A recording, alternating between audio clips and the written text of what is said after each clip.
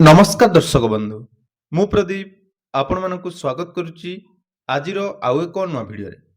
ତ ରାଜ୍ୟ ସରକାରଙ୍କ ତରଫରୁ ଆଜି ପବିତ୍ର ଅକ୍ଷୟ ତୃତୀୟା ଅବସରରେ ରାଜ୍ୟର ସମସ୍ତ କୃଷକ ଭାଇ ଭଉଣୀମାନଙ୍କ ପାଇଁ ଗୋଟେ ବହୁତ ବଡ଼ ଖୁସିର ଦିନ। କାରଣ ଅକ୍ଷୟ ତୃତୀୟା ଅବସରରେ ରାଜ୍ୟରେ ଯାହାକି ଅକ୍ଷିମୁଠି ଆରମ୍ଭ ହେବା ସହିତ ରାଜ୍ୟ ସରକାରଙ୍କ ତରଫରୁ ସିଏମ୍ କିଷାନ ଯୋଜନାର ସହାୟତା ରାଶି ମିଳିବା ପାଇଁ ଯାଉଛି।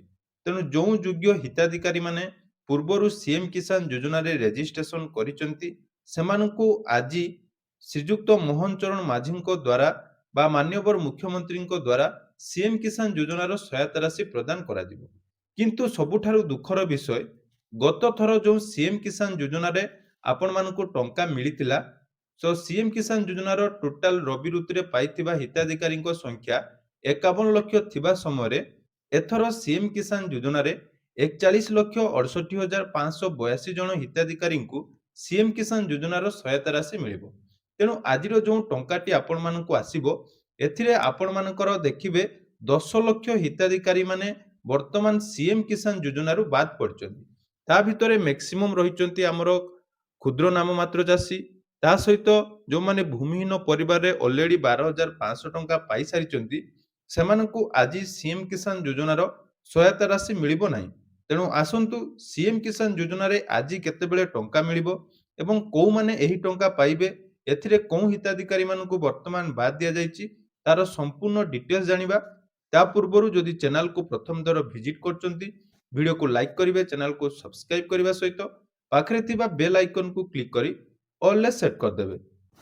ତ ଦର୍ଶକ ବନ୍ଧୁ, ଆପଣମାନେ ସମସ୍ତେ ଜାଣିପାରୁଥିବେ ଯାହାକି ଆଜି ପବିତ୍ର ଅକ୍ଷୟ ତୃତୀୟା ଅବସରରେ ରାଜ୍ୟର ସ୍ତରୀୟ କୃଷକ ଦିବସ ପାଳନ କରାଯାଉଛି ଏବଂ ଏହା ସହିତ ସିଏମ୍ କିଷାନ ଯୋଜନାର ସହାୟତା ରାଶି ରାଜ୍ୟ ସରକାରଙ୍କ ତରଫରୁ ପ୍ରଦାନ କରାଯାଉଛି।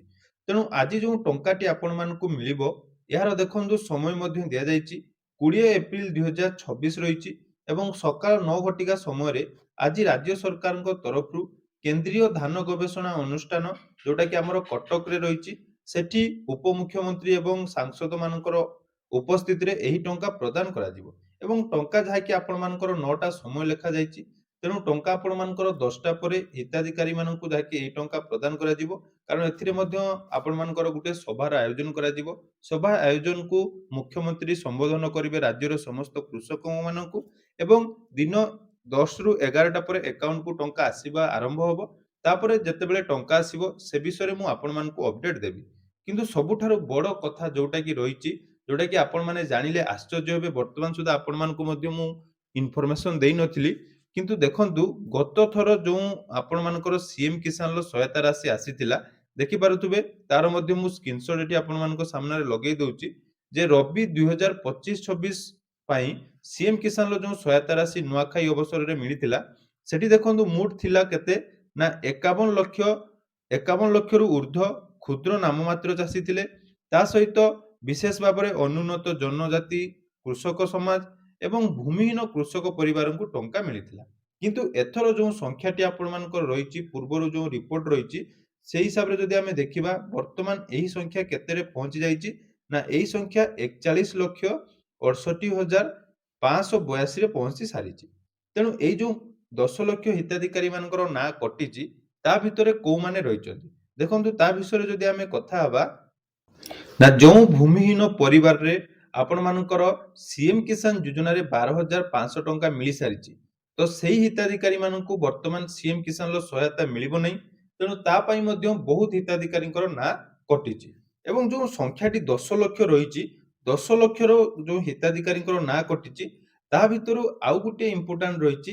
ଆପଣମାନଙ୍କର ଷ୍ଟାଟସ ଯେତେବେଳେ ଆପଣମାନେ ଚେକ୍ କରିଛନ୍ତି, ଷ୍ଟାଟସ ଚେକ୍ କଲା ପରେ ଯଦି ଆପଣମାନଙ୍କର ଷ୍ଟାଟସରେ ଲେକିଂ ଅଫ୍ ମାଣ୍ଡାଟୋରି ପାରାମିଟର ଯୋଉଟା କି ରହିଛି, ତ ସେଇ ଲେକିଂ ଅଫ୍ ମାଣ୍ଡାଟୋରି ପାରାମିଟରରେ ଆପଣମାନଙ୍କର ଏମିତି ଅପସନଟିଏ ଶୋ କରୁଛି, ତାହେଲେ ଆପଣମାନଙ୍କର ତ ଏହି ରିଜିନ ପାଇଁ ଆପଣମାନଙ୍କର ଟଙ୍କା ଯାହାକି ମିଳିବ ନାହିଁ ଏବଂ ଏହି ସଂଖ୍ୟାଟି ଏତେ ମାତ୍ରାରେ ରହିଛି ପ୍ରତ୍ୟେକ ଜିଲ୍ଲା ବା ପ୍ରତ୍ୟେକ ଆପଣମାନଙ୍କର ଯଦି ଗ୍ରାମରେ ଦେଖିବେ, ମ୍ୟାକ୍ସିମମ୍ ହିତାଧିକାରୀ ଏ ବିଷୟରେ ଜାଣି ପାରିନାହାନ୍ତି ଏବଂ ତାଙ୍କର ଯେଉଁ ରି ରେଜିଷ୍ଟ୍ରେସନ କରିବାର ଅପସନ ଆସିଥିଲା, ତ ସେଇ ରି ରେଜିଷ୍ଟ୍ରେସନ ନ କରିବା ଫଳରେ ତାଙ୍କର ସିଏମ୍ କିଷାନ ଯୋଜନାର ଟଙ୍କା ଯୋଉଟା କି ପେଣ୍ଡିଂ ରହିଯିବ, ଅର୍ଥାତ୍ ସେମାନେ ଏଥର ସିଏମ୍ କିଷାନ ଯୋଜନାର ଟଙ୍କା ପାଇପାରିବେ ନାହିଁ। ଏଇଟା ଗୋଟେ ରିଜିନ୍ ଗଲା। ଏହି ପାଇଁ ବହୁତ ଆପଣମାନେ ନିଜେ ବି ଦେଖିବେ ବର୍ତ୍ତମାନ ଯୋଉମାନେ ଜାଣି ପାରୁନାହାନ୍ତି ଯେ ସିଏମ୍ କିଷାନର ଷ୍ଟାଟସ୍ ଚେକ୍ କେମିତି ହୁଏ, ୱେବସାଇଟକୁ ଯାଇ ନିଜର ଆଧାର କାର୍ଡ ଦେଇ ଥରେ ଷ୍ଟାଟସ୍ ଚେକ୍ କରନ୍ତୁ। ଦେଖିବେ ମେକ୍ସିମମ୍ ହିତାଧିକାରୀଙ୍କର ଏହି ପ୍ରୋବ୍ଲେମଟି ରହିଛି। କେବଳ ଏହି ପ୍ରୋବ୍ଲେମ ନୁହେଁ, ଆହୁରି ମଧ୍ୟ ବିଭିନ୍ନ ପ୍ରୋବ୍ଲେମ ରହିଛି। ତା ଭିତରେ ଦେଖନ୍ତୁ ଏଠି ଆଉ ଗୋଟେ ପ୍ରୋବ୍ଲେମ ମୁଁ ଆପଣମାନଙ୍କୁ ଦେଖଉଛି। ଯଦି ସିଏମ୍ କିଷାନ ଯୋଜନାର ଯୋଉ ଇମ୍ପୋର୍ଟାଣ୍ଟ ଗାଇଡଲାଇନ ହିସାବରେ ଆପଣମାନଙ୍କ ପାଖରେ ଯଦି ରାସନ କାର୍ଡ ନାହିଁ ବା ଆପଣମାନଙ୍କର କୌଣସି କାରଣରୁ ବର୍ତ୍ତମାନ ରାସନ କାର୍ଡ କଟି ଯାଇଛି ଇ-କେୱାଇସି କରିବା ଦ୍ୱାରା, ତେଣୁ ସେଠି ଆପଣମାନଙ୍କର ବର୍ତ୍ତମାନ ସିଏମ୍ କିଷାନ ଯୋଜନାରୁ ସେହି ହିତାଧିକାରୀମାନଙ୍କୁ ବାଦ ଦିଆଯିବ। କାରଣ 10 ଲକ୍ଷ ପାଖାପାଖି ନାହିଁ, ବହୁତ ହିତାଧିକାରୀ ଏଥର ଟଙ୍କା ପାଇବେ ନାହିଁ। ଆପଣମାନେ ଅପେକ୍ଷା କରନ୍ତୁ, ମୁଁ ମଧ୍ୟ ଆପଣମାନଙ୍କୁ ଆଗକୁ ବହୁତ ସାରା ଇମ୍ପୋର୍ଟାଣ୍ଟ ଅପଡେଟ୍ ଦେବି। କିନ୍ତୁ ଯୋଉ ମୋଷ୍ଟ ଇମ୍ପୋର୍ଟାଣ୍ଟ ଯୋଉଟାକି ଯେ 10 ଲକ୍ଷ ହିତାଧିକାରୀଙ୍କର ରାସନ କାର୍ଡ ପାଇଁ କାଟିଛି, ଆଉ କିଛି ହିତାଧିକାରୀମାନଙ୍କର ଦେଖନ୍ତୁ ଏଇ ରିଜିନ୍ ପାଇଁ ସେମାନଙ୍କୁ ମଧ୍ୟ କଟାଯାଇଛି। ଅର୍ଥାତ୍ ସେମାନେ କିଛି କିସ୍ତି ପାଇଥିଲେ, ପାଇଲା ପରେ ବର୍ତ୍ତମାନ ତାଙ୍କର ଯୋଉ ଆପ୍ଲିକେସନର କିଛି ଡିଟେଲ୍ସ ବା ଯଦି ସେମାନେ ଆବେଦନ କରିବା ପରେ କିଛି ଡିଟେଲ୍ସ ତାଙ୍କର ବର୍ତ୍ତମାନ କଣ ଅଛି ନା ଇନସଫିସିଏଣ୍ଟ ବା ରଙ୍ଗ କନସେପ୍ଟ ବା ରଙ୍ଗ ଇନଫର୍ମେସନ ବୋଲି ଶୋ କରୁଛି, ଯାହାଦ୍ୱାରା କି ସେମାନଙ୍କୁ ବାଦ କରାଯାଇଛି। ତା ସହିତ ଯୋଉମାନଙ୍କର ଜମି ଆପଣମାନଙ୍କର 5 ଏକର୍ସରୁ ଅଧିକ ଜମିରେ ଆପଣମାନେ ରେଜିଷ୍ଟ୍ରେସନ କରିଥିଲେ, ସେମାନଙ୍କୁ ମଧ୍ୟ ବର୍ତ୍ତମାନ ଚିହ୍ନଟ କରାଯାଇ ସିଏମ୍ କିଷାନ ଯୋଜନାରୁ ବାଦ ଦିଆଯାଉଛି। ଏଇଭଳି ଭାବରେ ଯୋଉମାନେ ପେନସନ ପାଉଥିଲେ ସେମାନଙ୍କର କଟିଛି। ବହୁତ ହିତାଧିକାରୀ ବର୍ତ୍ତମାନ ଯାହାକି ସିଏମ୍ କିଷାନ ଯୋଜନାରୁ ଟଙ୍କା ପାଇବାରୁ ବଞ୍ଚିତ ହେବେ ଏବଂ ଆଜି ଆପଣମାନଙ୍କର 10 ଲକ୍ଷ କମ୍ ହିତାଧିକାରୀଙ୍କୁ ଟଙ୍କା ମିଳିବ। ତେଣୁ ଯାହା ବି ହଉ, ଆଉ ତ ଆପଣମାନଙ୍କ ପାଖରେ ସମୟ ନାହିଁ। ଅଲରେଡି ମୁଁ ଏ ବିଷୟରେ ଆପଣମାନଙ୍କୁ ବହୁତ ପୂର୍ବରୁ ବହୁତ ସାରା ଇମ୍ପୋର୍ଟାଣ୍ଟ ଅପଡେଟ୍ ଦେଇଥିଲି। ଯୋଉମାନେ ଆମ ଚ୍ୟାନେଲ ସହିତ ଯୋଡ଼ି ହେଇଥିଲେ ବା ଆମର ଟେଲିଗ୍ରାମ ଚ୍ୟାନେଲରେ ଯୋଉମାନେ ଅଛନ୍ତି ସେମାନଙ୍କର ତ ସବୁ ସର୍ଟ ଆଉଟ୍ ହୋଇଛି। ସେମାନେ 100% ଟଙ୍କା ଯାହାକି ଆଜି ପାଇବେ। ଆଉ ଯୋଉମାନେ ରହିଯାଇଛନ୍ତି ବର୍ତ୍ତମାନ ସୁଦ୍ଧା ଆମ ଚ୍ୟାନେଲକୁ ସବସ୍କ୍ରାଇବ କରିନାହାନ୍ତି, ଚ୍ୟାନେଲକୁ ସବସ୍କ୍ରାଇବ କରିବା ସହିତ ଟେଲିଗ୍ରାମ ଚ୍ୟାନେଲରେ ଜଏନ୍ ହେଇ ରୁହନ୍ତୁ। କାରଣ ବହୁତ ସାରା ଇମ୍ପୋର୍ଟାଣ୍ଟ ଅପଡେଟ୍ ଯୋଉଟା କି ଆପଣମାନେ ଟଙ୍କା ଏଲିଜିବୁଲ ଥାଇ ମଧ୍ୟ ବର୍ତ୍ତମାନ ଟଙ୍କା ପାଇପାରିବେ ନାହିଁ। ଏଇଟା ଗଲା। ୟା ସହିତ ନୂଆ ହିତାଧିକାରୀମାନଙ୍କର ମଧ୍ୟ ଗୋଟେ ଡାଉଟ୍ ଥିବ ଯେ ଆମେ ନୂଆ ଆପ୍ଲାଏ କରିଛୁ, ଆମର ହବ କି ନାହିଁ। ଦେଖନ୍ତୁ ଯୋଉମାନେ ନୂଆ ଆପ୍ଲାଏ କରିଛନ୍ତି, ନୂଆ ଆପ୍ଲାଏ କରି ଆପଣମାନଙ୍କର ଯଦି ଷ୍ଟେଟ୍ ଭେରିଫିକେସନ ପେଣ୍ଡିଂ ଅଛି, ତାହେଲେ ଷ୍ଟେଟ୍ ଭେରିଫିକେସନ ପେଣ୍ଡିଂ ଥିଲେ ଆପଣମାନଙ୍କୁ ଟଙ୍କା ମିଳିବ। କଲେକ୍ଟର ଭେରିଫିକେସନ ଯଦି ଆପଣମାନଙ୍କର 10 ଦିନ ପୂର୍ବରୁ ହେଇସାରିଛି, ତାହେଲେ ଯାଇ ଆପଣମାନଙ୍କର ସିଏମ୍ କିଷାନର ଟଙ୍କା ମିଳିବ। ଗତ ଥର ଯୋଉମାନଙ୍କର ଷ୍ଟେଟ୍ ଲେବୁଲ ପେଣ୍ଡିଂ ଥାଇ ଟଙ୍କା ଆସିନଥିଲା, ସେମାନଙ୍କୁ ଏଥର 4,000 ଟଙ୍କା ମିଳିବ ଏବଂ ଯୋଉମାନଙ୍କର ନୂଆ ଷ୍ଟେଟ୍ ଲେବୁଲ ଭେରିଫିକେସନ ପେଣ୍ଡିଂ ଅଛି, ସେମାନଙ୍କୁ କେବଳ 2,000 ଟଙ୍କା ରାଜ୍ୟ ସରକାରଙ୍କ ତରଫରୁ ଆଜି ପ୍ରଦାନ କରାଯିବ।